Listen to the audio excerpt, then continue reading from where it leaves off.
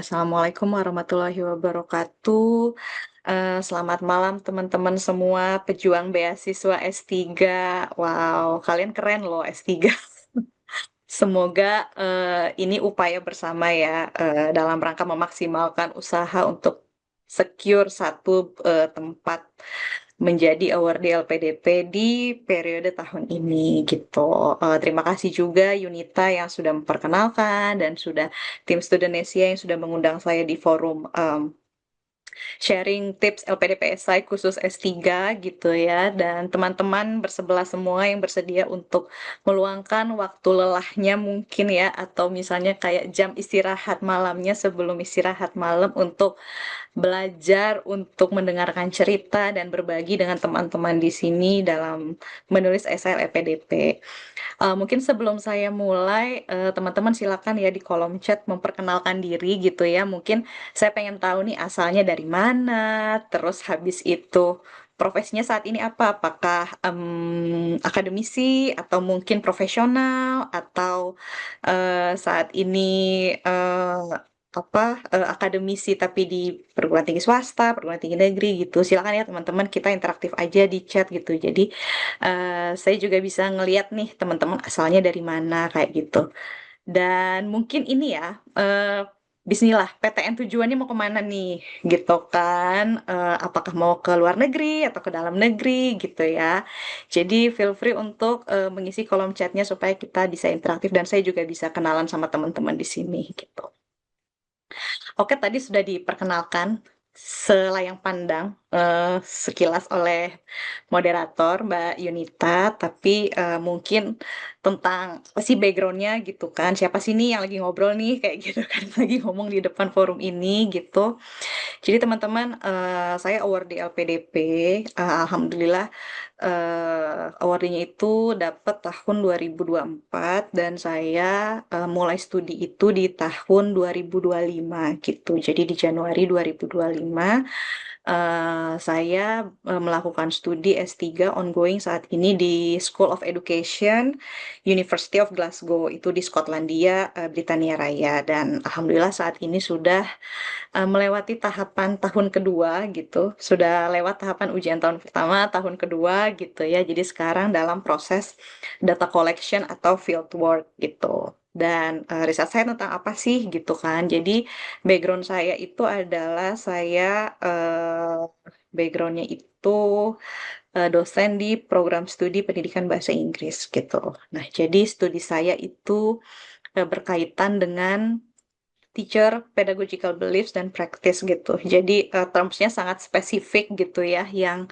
mungkin kalau dijelaskan nanti itu akan memakan waktu juga ya cukup panjang gitu. Tapi intinya adalah studi saya ini ingin melihat apa ya nuance atau ingin mengeksplorasi background teacher dari bagaimana proses dia belajar bahasa Inggris dan akhirnya memilih profesi menjadi guru bahasa Inggris dan sekarang menjadi guru bahasa Inggris sudah mengajar bertahun-tahun dan mengaitkannya dalam konsep teacher identity gitu ya. Bagaimana guru melihat dirinya sendiri as a English language teacher.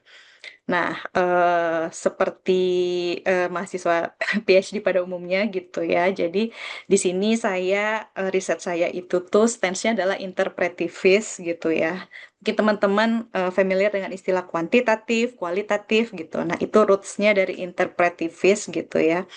Jadi yang di aim adalah eksplorasi dan juga subjektivitas dan fokusnya ada live experience gitu. Jadi itu overview tentang saya gitu kan dan studi saya gitu. Apa yang jadi topik riset saya. Teman-teman sebelum saya menyampaikan beberapa tips dan trik gitu ya, saya juga pengen disclaimer sedikit ya, karena nanti hal-hal apapun yang akan saya sampaikan itu semuanya adalah experience base yang saya lalui, yang saya lewati tahapannya, dan alhamdulillah mendapatkan beasiswa itu, gitu. Akan tetapi balik lagi experience setiap orang berbeda-beda. Di saya alhamdulillah one shot. Saya tidak tahu teman-teman seperti apa effort dan strugglingnya masing-masing. Jadi ketika mendengarkan ekspektasi saya juga teman-teman silakan direflektif dan silakan mencari informasi sebanyak mungkin lebih luas dari sekedar ruang Zoom meeting kita kali ini gitu. Karena ya seperti itulah sebenarnya di balik layar ya. Kalau misalnya dalam proses mendapatkan beasiswa. Terus yang kedua, saya punya privilege juga teman-teman karena memang profesi saya sebagai dosen pendidikan bahasa Inggris. Jadi mungkin beberapa aspek ketika saya menyiapkan esai ini, saya terbantu karena aspek kebahasaannya mungkin sudah sedikit lebih improve dibanding teman-teman gitu. Jadi ada hal yang memudahkan saya juga kayak gitu dan pernah juga berinteraksi berkuliah di luar negeri sebelumnya S2 gitu. Jadi ini faktor-faktor yang mungkin membuat proses saya menulis esai itu mungkin tidak terlalu banyak ups and down-nya gitu. Tapi juga tetap ada struggle-nya gitu ya. Nah, jadi ini beberapa disclaimer terkait dengan who am I as a yang memberikan materi ini gitu. Jadi ada privilege-nya, tapi saya experience based juga. Jadi teman-teman ekspektasinya ya silakan bereksplorasi dan juga silakan bertanya gitu ya terkait dengan bagaimana proses menulis esai itu sendiri. Nah, saya barusan update dan koreksi ya teman-teman kalau saya salah. Sepertinya tahun ini tuh esainya itu agak sedikit berbeda formatnya. Jadi ada personal statement dan esai kontribusi seperti itu ya. Nah, di sini kalau saya boleh menjelaskan, jadi personal statement itu sebenarnya kalau dari saya itu esai yang isinya itu tuh menjelaskan background kita gitu. Jadi latar belakang diri, nilai hidup, terus kelebihan kekurangan serta motivasi studi. Kalau saya sih formulasinya personal statement ini how your story in the past informs your present gitu. Jadi kalau udah ingat personal statement itu mungkin teman-teman bisa mengingat-ingat cerita-cerita gitu ya yang happen in the past dan akhirnya ngebentuk teman-teman sekarang gitu. Jadi in the essence informasinya itu lebih kurang seperti itu kalau personal statement gitu ya. Jadi kayak kalau bicara bahasa Inggris kan ada tenses ya. Jadi mungkin tensesnya itu yang past terus habis itu yang ngebentuk teman-teman sekarang gitu. Kalau personal statement. Nah, lalu ini ada esai kontribusi. Nah, esai kontribusi ini mungkin teman-teman sudah juga aware atau familiar isinya apa ya tentang penjabaran dari kacamata teman-teman sendiri tentang tantangan atau isu yang ada di Indonesia. Di situ juga dielaborasi tentang alasan memilih prodi atau universitas, lalu rencana pasca studinya apa, serta menjelaskan komitmen kembali.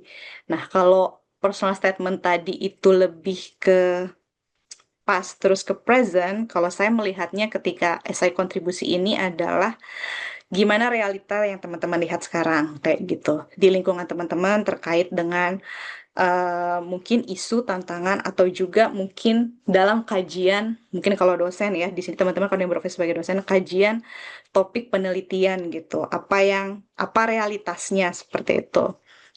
Dan jadi how the reality atau your presence gitu ya, inspire how you see the future version of you and Indonesia. Jadi gimana teman-teman melihat situasi yang ada sekarang terkait dengan keilmuan, terkait dengan tantangan atau isu itu menginspirasi teman-teman untuk melihat di masa depan gitu. Nah, itu esai kontribusi itu ya. Jadi saya memformulasikannya dalam tesis bahasa Inggris. Ya, karena sehari-hari juga masih mengajarkan itu ya, tesis bahasa Inggris past, present, future gitu. eh nah, terus pertanyaan selanjutnya udah tahu nih apa itu personal statement, esai kontribusi isinya apa. Tapi kenapa ya kok kadang-kadang merasa misalkan esai itu tuh kayak hurdle gitu, kayak sulit sekali dalam proses selection mendapatkan beasiswa gitu, terutama beasiswa LPDP. Nah, kalau di sini kalau saya boleh merangkum challenge atau mungkin ya kesulitan menulis esai itu ada beberapa poin. Jadi yang pertama itu kalau menurut saya bisa jadi beberapa kalimat atau beberapa paragraf karena balik lagi namanya menulis ya pastikan fokusnya adalah ke paragraf atau kalimat itu sifatnya masih sangat generik atau abstrak gitu. Jadi masih masih sangat luas cakupannya gitu. Sementara teman-teman ketika kita ingin mendaftar S3 itu kan sebenarnya kita mengembangkan keilmuan kita gitu. Mengembangkan keilmuan, memfokuskan lensa, mengembangkan menspesifikasi keilmuan kita gitu. Jadi sebenarnya itu ketika menulis kalimat-kalimat atau paragraf-paragrafnya itu bukan lagi kalimat-kalimat yang sifatnya sangat generik atau sangat general atau sangat abstrak gitu. Karena di situ kita apa ya, membangun argumen gitu. Jadi karena sudah mau menuju S3, jadi logiknya adalah kalimat-kalimatnya itu sudah tidak ada lagi yang sifatnya generik dan abstrak gitu, atau sangat luas sekali. Terus yang kedua, yang kaitannya tadi ya, misalnya menentukan urgensi masalah dengan gap keilmuan gitu. Terlalu luas atau mungkin koneksinya itu tuh masih belum eksplisit kayak gitu. Misalnya kayak di ceritanya saya kayak gitu kan, saya tertarik misalnya ingin meneliti pedagogical beliefs dan practice, tapi juga identity. Kenapa? Misalkan karena saya melihat profesi guru bahasa Inggris itu sebenarnya in the essence kita bukan penutur asli gitu, tapi ekspektasinya when you become a teacher, you have to be knowledgeable in the classroom gitu, harus jadi orang yang bisa menjadi sumber belajar murid-muridnya gitu. Jadi secara sehari-hari kita nggak pakai bahasa itu, tapi when you become a teacher, uh, let's say you have to pretend kita harus bisa bahasa Inggris itu gitu.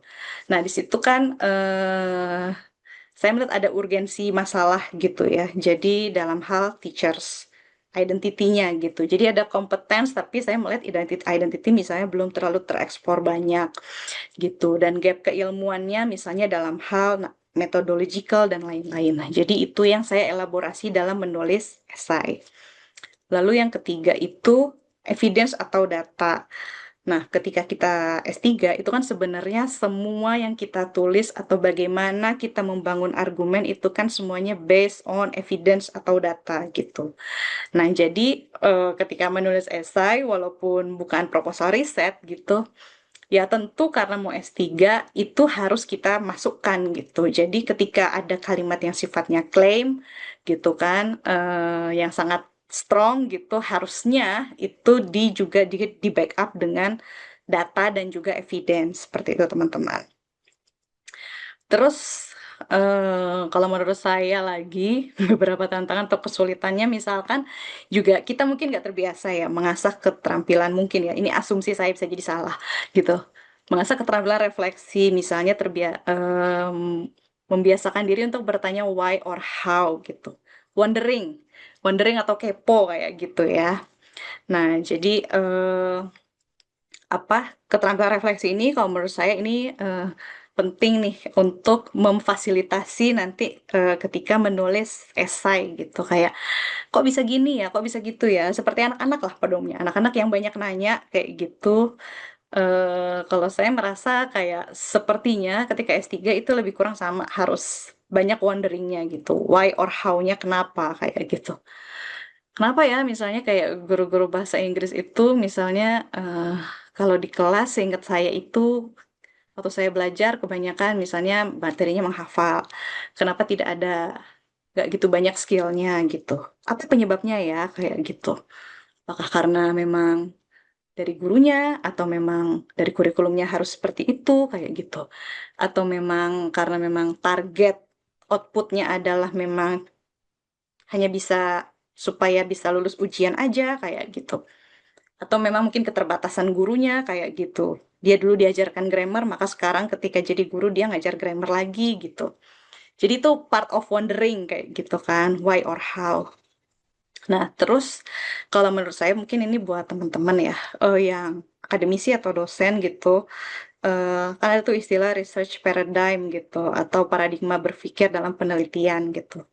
Nah, sepertinya ketika menulis esai, teman-teman juga harus sudah mulai memasukkan atau mendefinisikan bagaimana teman-teman mendefinisikan knowledge atau ilmu pengetahuan gitu. Ada orang yang melihat ilmu pengetahuan itu dari statistika, angka, dari kategorisasi, dari efektivitas, itu knowledge gitu. Itu pengetahuan gitu. Jadi ada berusaha untuk sebisa mungkin objektif. Tapi ada juga orang yang melihat knowledge itu sifatnya subjektif, sifatnya itu ada di manusia-manusianya. Manusia itu sudah ada knowledge-nya gitu. Jadi ya pendekatannya mungkin lebih ke mewawancarai, diskusi, dan lain-lain gitu. Nah, kalau sudah seperti ini, apa nih yang harus dilakukan sebelum menulis esai? Nah, kalau saya jujur ya teman-teman, itu saya banyakin bengong dan melamun ketika ketika nulis esai gitu. Terkesannya lucu gitu ya, tapi kalau di saya itu efektif ya, sepertinya gitu kan. Banyakin bengong dan melamun, benar-benar ada quiet time untuk benar-benar berpikir ini di esai ini mau saya masukin apa sih kayak gitu kan. Karena saya yakin teman-teman di sini, kalau saya lihat sepertinya usianya kan gak jauh berbeda ya kita kayak gitu. Jadi sudah banyak been through cerita-cerita atau event-event kayak gitu kan, atau hal-hal yang signifikan dalam hidupnya yang worth untuk ditulis gitu. Tapi kan ada banyak ya cerita itu gitu. Nggak mungkin juga kan kita taruh semua dalam satu esai, nanti malah hilang poin pentingnya gitu. Jadi sebelum menulis ya kalau saya memang banyakin waktu untuk benar-benar self reflection, kayak melamun aja gitu, kayak mikirin gitu, benar-benar mikirin gitu kan. Mungkin untuk personal statement dan esai kontribusi itu cara saya frame jawabannya itu pakai SWOT. Kayaknya teman-teman sudah familiar ya dengan SWOT, ya kan? Eh, Boleh react kalau misalnya kasih jempol gitu ya dengan SWOT. Jadi ada yang namanya strength, ada weaknesses, ada opportunity, ada threat kayak gitu. Nah, jadi ya dimulai dari yang dari dalam dulu gitu kan. Strength menurut teman-teman ini bukan sombong ya atau songong ya. Strength, kekuatan teman-teman tuh apa sih kayak gitu tuh kan. Kalau saya misalnya dengan bangga bilang kayak ya saya akademisi kayak gitu tuh kan. Jadi paling tidak keterampilan dan dosen bahasa Inggris. Jadi misalnya kayak tes terstandar saya alhamdulillah sudah memenuhi PDP kayak gitu kan. Nah, tapi kan teman-teman berbeda nih. Saya juga nggak tahu keilmuannya dari mana kayak gitu kan. Bisa jadi ada yang dari STEM gitu kan. Nah, itu kan masuk skill kayak gitu. Oke, mungkin saya sambil baca kali ya. Oke, ada yang mau ke Australia, good. Terus habis itu di Johns Hopkins, banyak dari teman-teman dari kesehatan ya, gitu. ITS luar negeri gitu. Oke, pada mau ke luar negeri. Ini pada mau kemana kah ke luar negerinya? Apakah sudah dispesifikkan ini yang mau S3 LN, kalau Mbak Febrina mau ke Australia, Mbak? Oke, very good. Nah, jadi balik lagi ya, tadi strengths-nya apa kayak gitu. Dan kalau menurut saya ya karena yang pertama baca esai itu kita, ya tulis aja yang menurut kita kita rasa tuh kita pede untuk kita tampilkan kayak gitu. Prestasi akademik kan, non akademik, pengalaman, keterampilan kayak gitu kan, karakter itu masuk ke dalam semuanya strength. Itu ditulis semua, terus habis itu berikan contohnya, contoh detailnya terutama karakter. Akan tetapi yang namanya human pasti kan ada weaknesses ya kayak gitu kan. Sama weakness-nya juga di list aja. Kalau saya ingat dulu waktu itu weakness saya itu adalah saya itu orangnya really bad in time management gitu. Jadi kayak susah sekali mengatur prioritas. Semuanya penting gitu. Dan akhirnya tuh nggak semuanya benar-benar terkerjakan dengan baik gitu. Jadi di situ saya tulis kayak gitu kan weakness-nya apa, terus tapi untuk hal-hal yang sifatnya apa ya, mungkin sedikit negatif itu saya tambahkan upaya yang saya lakukan untuk meminimalisir weakness-nya itu kayak gitu ya. Jadi strength dan weaknesses ini kalau menurut saya itu dalam menulis personal statement dan esai kontribusi nggak cuman ini aja ya, nggak cuman isi CV ya. Ini penting sekali untuk starting point mengembangkan personal statement dan esai kontribusi. Seperti yang saya bilang, personal statement itu kan bagaimana cerita teman-teman di pas itu ngebentuk yang sekarang gitu. Maka ya bisa dianalisis tuh kayak gitu. Ah, aku sekarang merasa kayak aku orangnya misalnya dalam segi hal karakter itu aku itu orangnya sangat driven kayak gitu kan. sangat apa ya, driven itu tuh kayak kalau sudah menentukan plan itu aku berusaha untuk maksimalkan. Coba diingat-ingat seperti apa ceritanya, terus diingat-ingat apa yang membuat teman-teman akhirnya ada karakter driven di situ. Ada karakter misalnya kayak em, apa ya, good time management atau leadership skillnya berkembang kayak gitu kan. Terus habis itu resilience dan lain-lain. Apa part on your past itu yang ngebentuk karakter teman-teman sekarang? Atau misalnya seperti keterampilan hard skill, misalnya kemampuan riset kayak gitu. Apa events of yang di masa lalu yang akhirnya ngebentuk teman-teman yang sekarang. Nah, sebenarnya kan dari strength and weaknesses ini sebenarnya bisa nanti dielaborasi ketika membuat personal statement gitu. Jadi memang dari awal tuh itu tadi banyakin bengong dan melamun tentang diri sendiri gitu. Nah, kalau strength and weakness kan terkait dari dalam ya, tentang about self gitu. Tapi kan kita juga manusia yang beririsan dengan lingkungan sekitar kayak gitu. Jadi pasti ada yang namanya opportunity, ada yang namanya threats kayak gitu. Kondisi di luar yang bisa mendukung kayak gitu, yang akhirnya apa ya, mendukung pertumbuhan karakter atau mungkin ya hambatan yang akhirnya membentuk karakter teman-teman yang sekarang kayak gitu. Ini catatan-catatannya masih istilahnya apa ya? Masih kayak di mana-mana. It's okay, namanya kan menulis ya. Menulis nanti nggak sekali duduk langsung jadi gitu. Jadi benar-benar berproses, lewatin aja dulu proses brainstorming idenya gitu kan. Nah, ini mungkin tipsnya ya, kayak gitu. Tadi udah ya informasi. Terus untuk draft awal pastilah belum sempurna kayak gitu kan.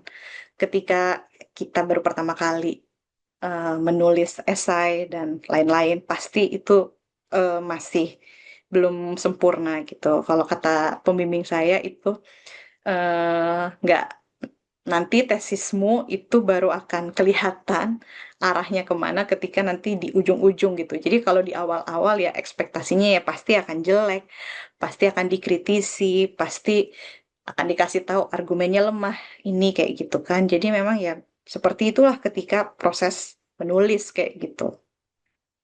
Terus tulisan itu teman-teman nggak harus langsung sekali duduk langsung jadi sih. Jadi bisa dimulai dari ide atau kalimat terlebih dahulu gitu. Dan lucunya kadang-kadang ide ini tuh munculnya random. At least itu kalau di saya ya gitu. Jadi pas lagi mau mikir nulis esai nggak nggak muncul tuh idenya. Tapi pas lagi belanja atau misalnya pas lagi ngapain gitu tiba-tiba kayak yang oh kayaknya menarik nih kalau itu ditambahin di esai saya kayak gitu.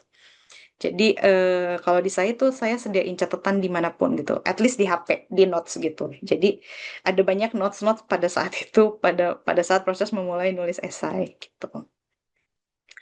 Terus esai itu kan specified. Nah, jadi itu hanya cerita teman-teman di sini dan juga bukan cerita orang lain. Maka ya genuine dan otentik kayak gitu kan. Genuine, otentik, confident gitu kan. Tapi juga acknowledge limitation teman-teman tadi ya seperti yang di em, apa kelebihan dan kekurangan gitu.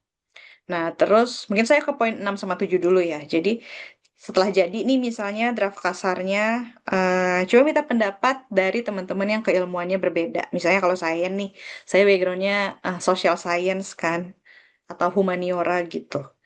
Jadi minta tolong teman-teman yang backgroundnya mungkin social science tapi dari hukum atau misalnya kayak waktu itu saya pernah tukeran esai sama teman yang dari backgroundnya economics kayak gitu. Economics dengan apa ya, data set yang angka-angka gitu terus tiba-tiba ngelihat esai saya yang isinya tuh argumen-argumen kayak gitu. Jadi kayak merasa kayak ini apa ya, esaimu ini nih sebenarnya nanti efeknya seperti apa. Terus habis itu jadi dari diskusi itu yang akhirnya bisa ngembangin esainya lagi kayak gitu dan akhirnya memahami oh ternyata tuh cara orang me, apa ya mendefinisikan keilmuan tuh beda-beda ya kayak gitu. Kalau saya tuh misalnya kayak ya knowledge itu ya ada di orangnya. Jadi kalau penasaran ya tanya, ya interview atau diskusi gitu. Tapi ada yang berusaha untuk eh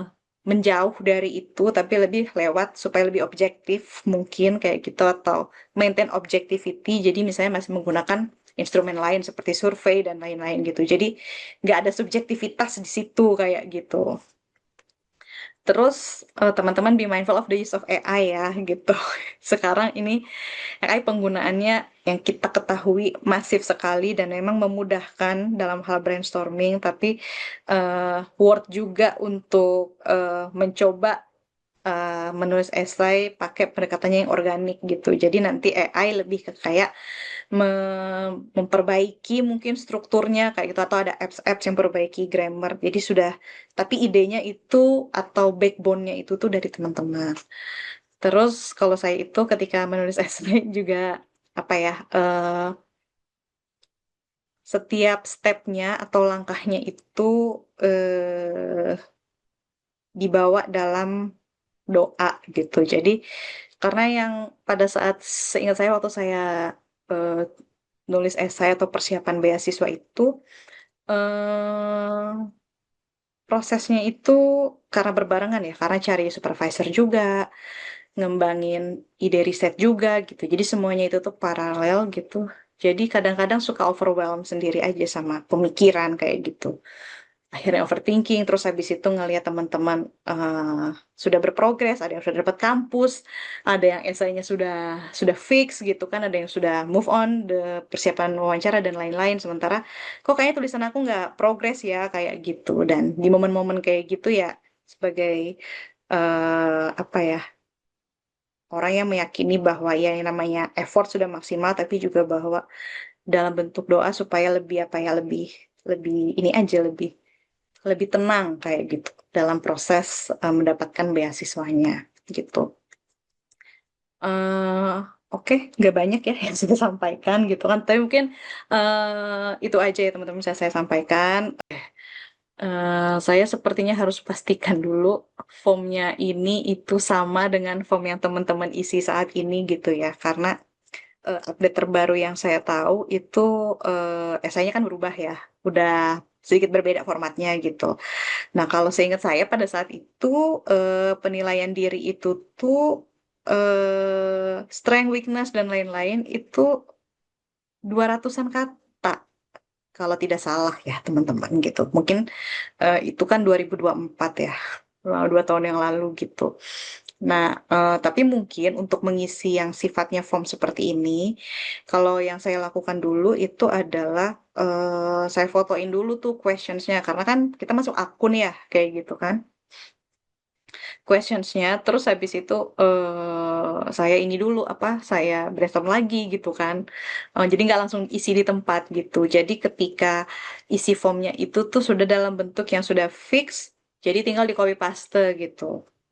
Harusnya sih di form yang sekarang itu ada ini ya, ada apa, ada dua apa namanya tuh, fitur save gitu ya. Jadi nggak hilang gitu. Tapi karena kalau saya ngelihat koneksi internet kadang-kadang ups and down gitu. Jadi kalau saya lebih pilih strateginya fotoin semua pertanyaannya. Terus habis itu udah saya tinggal sebulan kayak gitu kan, ditulis tuh masing-masing sudah fix, baru nanti masukin semuanya kayak gitu. Kan tetapi nih saya nggak tahu nih Kak Binti ini apakah sudah sampai tahapan mana nulis penilaian diri itu. Kalau saya boleh memberikan saran atau strategi gitu ya, jumlah kata itu belakangan ya teman-teman. Yang penting itu ide dulu sih kalau saya, karena kadang-kadang tuh kalau kita sudah ke ke apa ya, sudah ke stuck dengan jumlah kata tuh jadinya kita tahu nih kita bisa elaborate lebih gitu kan. Tapi karena kan cuma 200 kayak gitu, ya udahlah, saya memiliki kemampuan mengorganize waktu dengan baik, titik kayak gitu. Jadi kalau menurut saya sih apa, kalau untuk yang terkait dengan penilaian diri itu nggak apa-apa dibuat sedetail mungkin ya teman-teman gitu. Karena nanti pun kalau misalnya harus dipangkas, ya kan itu untuk formnya ya. Tapi kan tetap worth it ya untuk dibuat personal statement gitu. Karena kalau kalau saya jujur, yang susah kalau nulis itu tuh adalah nyari idenya kayak gitu kan. Seperti yang saya bilang, AI itu membantu gitu. Tapi kan as a human kan apa yang bisa memberikan layer-layer spesialisasi cerita itu kan kita sendiri kayak gitu. Misalnya kayak kalau kita kasih nih promnya kayak gitu terus keluar. Saya yakin teman-teman ada sensitivitas itu deh bahwa kalau AI itu terasa lebih apa ya? Kayak kurang humanis in the sense akan beda gitu. Akan beda kalau misalnya itu benar-benar tulisan kita gitu. Tapi untuk membantu prom nggak apa-apa gitu kan. Karena kan namanya berpikir lelah ya teman-teman, apalagi di reflektif, reflektif gitu. Dan nanti teman-teman akan ngerasain ketika nanti studi S3 di luar itu sehari-hari gitu kan. Kayak self doubt atau merefleksikan ini bener gak nih kayak gitu kan, topiknya ini kayak gitu kan. Ini udah bener gak nih stepnya, sentence-nya udah bener belum? Even sentence saja matters kayak gitu. Jadi itu sih paling kalau apa ya, kalau mau ingin penilaian diri. Jadi yang bagian editing itu belakangan gitu. Yang penting ide yang benar-benar Mbak Binti banget itu dulu yang dimaksimalkan. Karena nanti itu bisa masuk kemana-mana gitu. Misalnya mau buat personal statement kayak gitu. Personal statement kan misalnya kadang kan kita ngomongin family background kan. Terus di situ nulis di apa ya di diri itu misalnya kayak saya orangnya memiliki daya juang yang tinggi gitu kan. Jelasin. Nah, kalau personal statement kan how your past story shape your presence gitu. Presence-nya adalah pengen meng-highlight cerita saya memiliki daya juang yang tinggi gitu. Nah kan udah ada tuh kayak gitu kan ceritanya yang panjang itu tadi gitu. Jadi nggak akan mubazir gitu. Kalau ditanya apakah ada prospek lolos S3 LPDP, ada.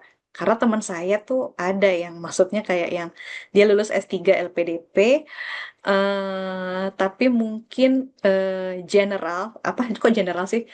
Kan ada targeted, ada yang umum ya, umum kan kayak gitu. Dia jalur yang umum, tapi dia profesinya pada saat itu belum jadi akademisi kayak gitu. Jadi belum apa ya, belum membangun profil sebagai sebagai profesi tertentu gitu. Nah, kalau menurut saya, dia punya prospek lolos itu karena dia mengelaborasi atau meng-highlight pengalaman risetnya pada saat S2 gitu. Bagaimana walaupun dia S2 kayak gitu tuh kan dia juga engage dengan dunia riset, dia belum ada publikasi tapi dia setelah pulang itu dia eh, im- apa ya mengisi waktunya dengan mengajar terus habis itu juga kembali ke kampus gitu kan membantu asistensi penelitian dosen-dosen kayak gitu. Jadi ya bisa jadi em, itu salah satu aspek yang membuat dia lolos pada saat S3. Dan ditambah lagi pada saat itu dia share dia sudah secure LOA ya, LOA unconditional. Jadi pada saat itu mungkin itu poin plus juga. Jadi dari segi bahasa sudah memenuhi, lalu habis itu juga ide penelitiannya itu diterima di salah satu perguruan tinggi di Inggris gitu. Jadi ada supervisor yang willing untuk apa membimbing topik penelitiannya gitu. Nah, jadi baru saja lulus S2 ini sepertinya Kak Erma harus di specified dikit gitu ya konteksnya kayak gitu. Jadi kalau ditanya prospek lolos S3 tentu ada ya gitu. Dan ke pertanyaan kedua apa yang perlu diperkuat dalam esai ya tentu karena S3 itu adalah research base dan nanti akan berkutat. Bayangin teman-teman akan belajar satu topik itu selama 4 tahun gitu kan. Mempelajarinya itu tuh adalah membaca teori-teori, memahami konteks kita, terus mengembangkan gimana cara melakukan penelitiannya, mengambil data setiap hari day in day out 4 tahun gitu. Nah jadi mungkin kalau dulu kita ngerjain skripsi 1 semester gitu ya, atau S2 pada saat itu misalnya mungkin 1 tahun riset. Nah ini tuh 4 tahun teman-teman gitu. Nah, jadi sudah sangat crystal clear pasti yang diperkuat dalam esai itu kita harus meng-highlight bagaimana kemampuan kita berpikir kritis, that one thing kayak gitu kan. Bagaimana bisa melihat isu atau gap penelitian kayak gitu kan. Dan ya kemampuan riset kita kayak gitu. Atau mungkin teman-teman ada publikasi kayak gitu ya. Jadi boleh gitu kan ada publikasi misalnya seperti itu. Oke, this is very subjective answer gitu ya. Kalau saya itu ketika menulis esai itu bahasa Inggris.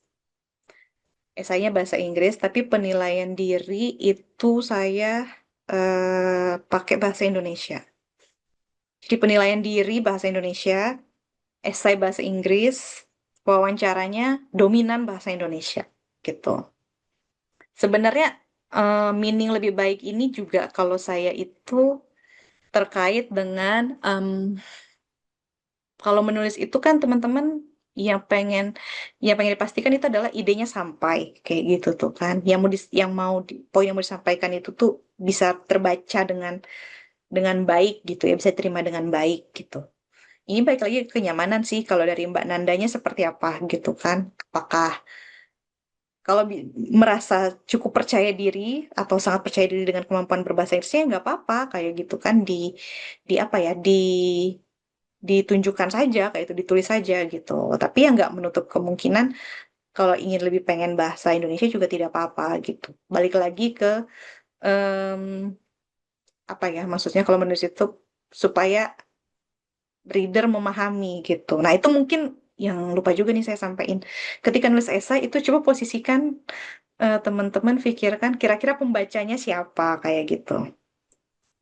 Kalau pembacanya misalkan orang yang beda latar belakang dari kita atau ini atau mungkin berbeda keilmuannya kayak gitu atau mungkin orang awam ya gitu kan yang misalnya kita S3 itu kan kalau S3 itu kan kadang kan bahasanya itu sangat level logikanya itu sangat tinggi sekali gitu. Sementara mungkin yang baca itu eh, tingkat pendidikannya nggak sampai S3 kayak gitu tuh kan. Nah, jadi itu balik lagi ke readership-nya seperti apa kayak gitu.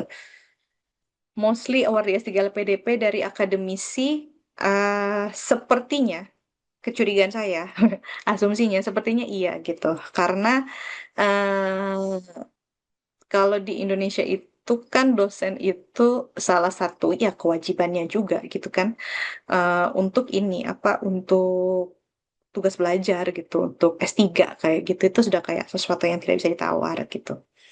Kalau praktisi apa atau kan terutama jadi target PNS walaupun perumus kebijakan kan apa yang harus dihighlight kalau apply dengan background praktisi. Sepertinya kalau untuk jawaban ini saya harus agak hati-hati ya menjawabnya karena waktu saya nulis esai itu saya mengelaborasi tupoksi saya dari sudut pandang Tridharma Perguruan Tinggi, which is sangat dosen banget kan gitu. Tapi kalau praktisi, kalaupun apa ya, ingin menulis esai dari sudut pandang praktisi, eh mungkin ya Mbak Febrina mungkin bisa dari hal-hal yang eh apa sesuatu yang dekat gitu, dekat dengan kalau Mbak Febri ini dari mana nih background praktisinya? Apakah dari dinas atau dari kementerian kayak gitu? Karena biasanya kalau level dinas atau kementerian itu kan iya pasti perumus kebijakan kan. Tapi sebelum merumuskan kebijakan kan biasanya ada temuan-temuan data-data lapangan tuh kayak gitu tuh kan. Yang mungkin data lapangan ini ada data lapangan, ada kebijakan gitu kan. Tapi untuk menjembatani dua hal ini tuh kayaknya saya perlu sekolah lagi deh gitu. Misalnya kayak data lapangan apa eh, hasilnya kayak gitu. Sementara kebijakannya itu atau mungkin ada bagian kebijakan yang belum benar-benar mengakomodasi data di lapangan gitu. Jadi mungkin di esai kalau saya mungkin keterbatasan pengetahuan juga mungkin seperti itu kayak gitu. Mungkin Mbak Febrina bisa bisa sharing mungkin ya dengan teman-teman yang dari latar belakang background praktisi. Akan tetapi yang saya pahami sejauh ini lingkaran S3 LPDP misalnya ada di UK ya yang saya tahu itu hampir-hampir lebih dari 70% itu backgroundnya adalah dosen atau akademisi gitu. Sebenarnya kan kalau target target LPDP kan itu kayak sebenarnya sudah jelas ya, maksudnya kayak yang di M yang dicari itu seperti apa gitu. Kalau misalkan belum ke arah sana, lebih ke infeksi, nah Syifa harus elaborate lebih dalam gitu, infeksinya infeksi apa, terus habis itu kenapa itu penting gitu. Pasti ada alasan kenapa LPDP menargetkan jenis penyakit tertentu, misalnya kanker kayak gitu kan. Saya kira itu ada datanya kayak gitu kan, atau evidence. Tapi kalau misalnya infeksi kan bukan berarti itu dikesampingkan ya gitu. Jadi eh kalaupun belum ada ke arah sana, ketika ngomongin infeksi itu infeksi yang seperti apa kayak gitu kan. Dan balik lagi kalau misalnya ini kan konteksnya S3 ya kayak gitu. S3 itu semuanya itu harus based on kayak evidence atau facts kayak gitu atau data kayak gitu ya. Jadi salah satu bentuk data itu ya misalnya dari pengalaman sehari-hari itu data gitu. Tapi ada data misalnya kayak secara general seperti apa infeksi kayak gitu tuh kan dan bagaimana ini bisa misalnya nggak tahu aku bukan orang kesehatan gitu ya misalnya infeksi ini bisa ngarah mungkin ke kanker dan lain-lain gitu tapi sebelumnya itu dari infeksi gitu mungkin bisa dielaborasi seperti itu kayak gitu. Nah ini jika publikasi baru satu terindeks Scopus oke. Itu good, ada publikasi gitu. Tapi apakah publikasinya itu juga relevan dengan tema overview kontribusi kamu gitu kan? Terus kalaupun ada publikasi, make it clear eh, roles di publikasi itu seperti apakah? Apakah kamu penulis pertama, kedua, ketiga gitu? Bertanggung jawab dalam hal apanya kayak gitu kan? Kalau kalau saya sih, kalau misalkan sudah ada publikasi itu kan salah satu evidence kita punya pengalaman penelitian kayak gitu. Jadi kalau menurut saya ya worth untuk di-apply sih. Jadi nggak apa-apa Mbak kalau seandainya mau apply beasiswa kayak gitu tuh kan. Dan ya sudah publikasi kan ada satu, tapi bisa jadi Mbak ada draft-draft yang saat ini lagi berproses gitu kan mau mau apa ya mau dipublikasi itu kan juga bagian dari apa ya dari pengalaman riset gitu. Karena gini, kalau aku ya Mbak ya, momentum itu kadang-kadang kita yang ciptakan gitu. Jadi bisa jadi tuh kayak eh kalau misalkan menunggu dulu, sementara kan yang namanya nggak tahu menunggu publikasi itu kan waktunya lumayan lama ya. Setahu saya gitu, kalau Scopus itu bisa sampai bertahun-tahun, berbulan-bulan gitu. Misalkan ketika ada kesempatan mau daftar beasiswa, kalau saya sih sudah ada publikasi satu Scopus kayak gitu kan, ya nggak apa-apa daftar aja. Maksudnya kan ya ada satu, tapi kan kualitasnya depth of research-nya bisa jadi itu sangat relevan dengan penelitiannya Mbak Febrina gitu. Jadi ya dicoba aja gitu kan. Kalaupun nanti misalkan belum rezeki ya berarti you learn something kayak gitu kan. Terus kalau misalnya berhasil berarti kan good news for you kayak gitu. Jadi ada publikasi itu jadi penyemangat ketika nanti studi S3 kayak gitu.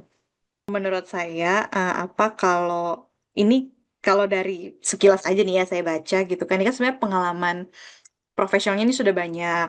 Terus habis itu belum punya publikasi sebagai first author itu maksudnya apakah belum pernah publikasi sama sekali atau sudah publikasi tapi bukan first author? Kalau sudah ada publikasi itu kan berarti salah satu evidence atau bukti bahwa pernah melakukan penelitian kayak gitu. Itu kan sudah jadi apa ya, poin yang bisa edit value untuk Mbak Putri kayak gitu. Terus ada letter of support dari calon SPV di Australia. What does it mean? Apakah maksudnya kayak yang supervisornya bersedia, terus suruh kita daftar secara resmi atau seperti apa gitu?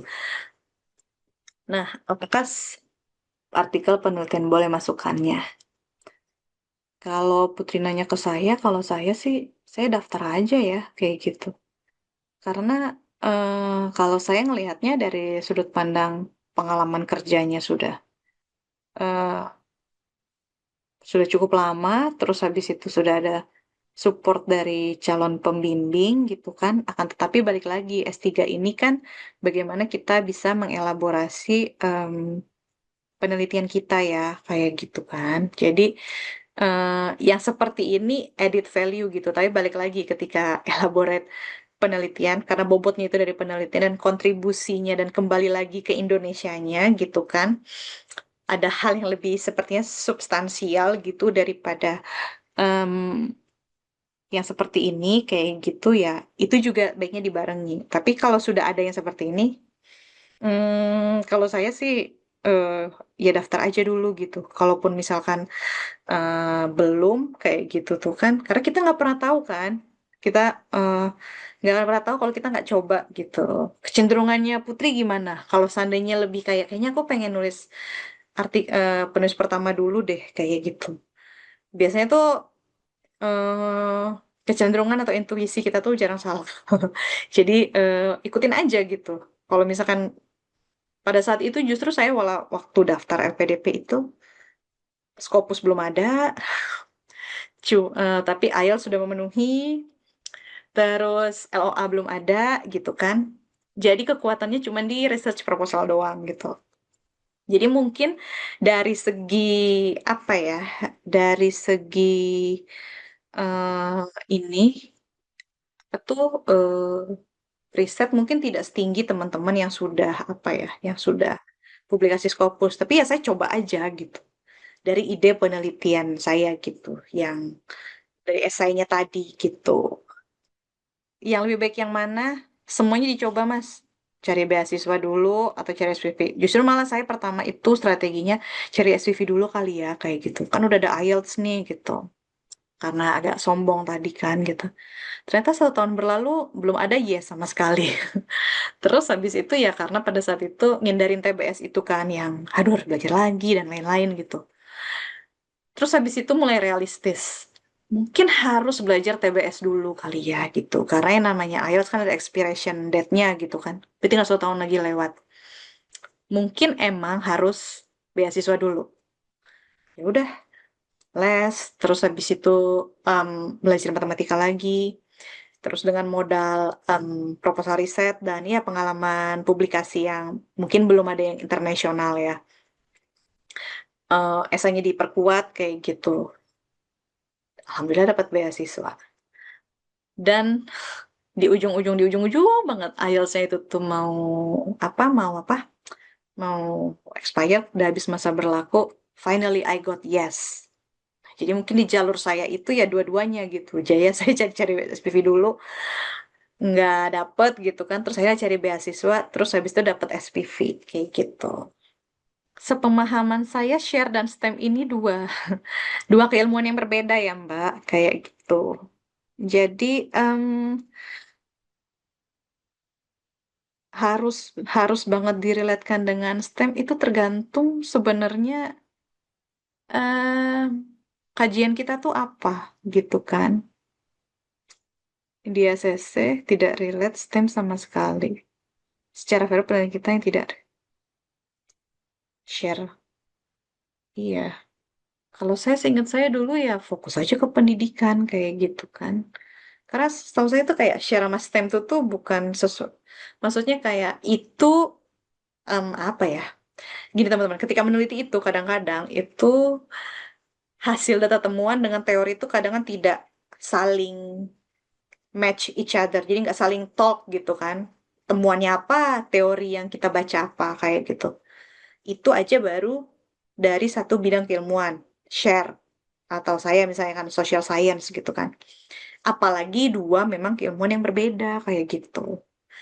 Jadi untuk proposal penelitian, kalau menurut saya fokus aja ke tulis dulu gap penelitiannya apa, terus habis itu em, misal terus menentukan desainnya seperti apa, kayak gitu, why it matters, kayak gitu, kenapa penting, kayak gitu.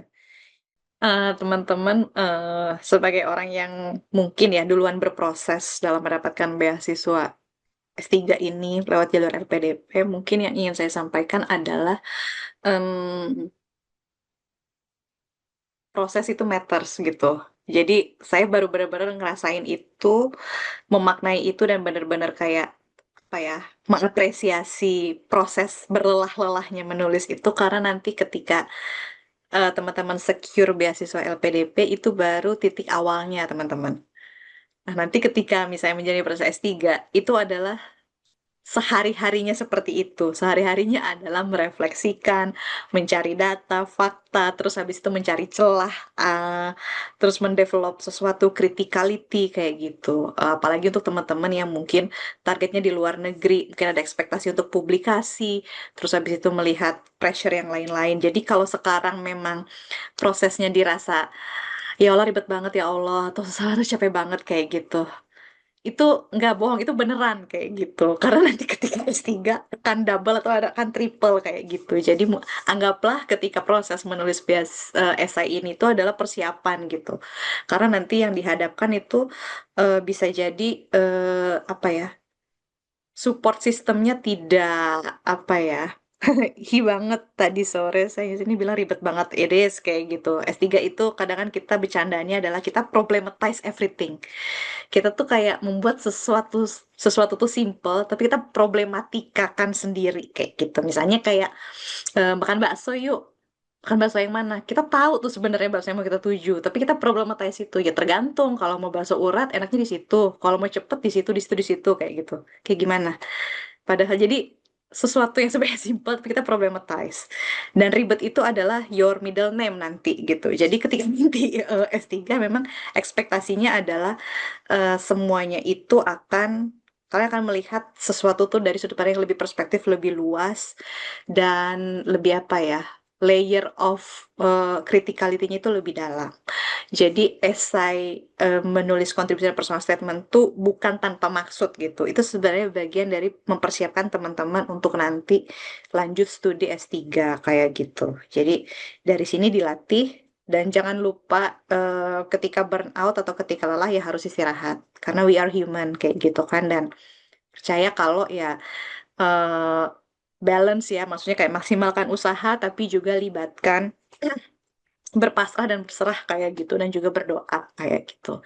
Dan nanti ya insya Allah hasilnya akan diberikan yang terbaik. Jadi gitu ya teman-teman, tetap semangat tapi tetap jangan lupa have fun, jangan lupa tetap makan-makan enak, tetap jalan-jalan, tetap ini gitu ya. Jangan jangan terpaku dengan maksudnya kayak yang proses yang melelahkannya, tapi juga apresiasi sudah seberapa jauh teman-teman ngembangin ide esai itu juga perlu diapresiasi gitu paling. Semangat teman-teman ya.